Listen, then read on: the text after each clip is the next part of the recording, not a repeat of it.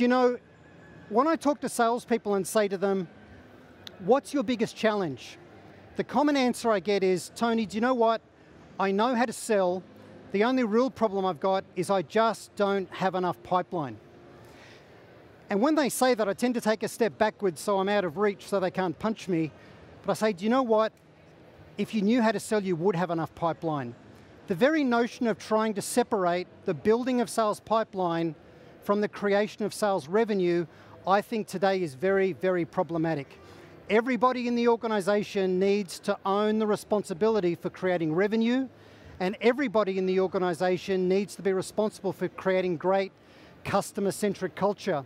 And I'm going to tell you a true story in a few minutes about what I regard as the greatest example of customer-centric culture, the greatest example of a leader who stepped up and served his clients in Australian corporate history. I'm going to share that story with you.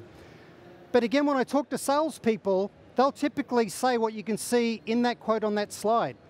They'll tell me that they meet the expectations of their customers when they meet with them. But when you go talk to customers and you make that statement to them, this is typically the reaction. The reality is, 85% of the time, people are actually failing to actually meet expectations. And there's huge consequences for this.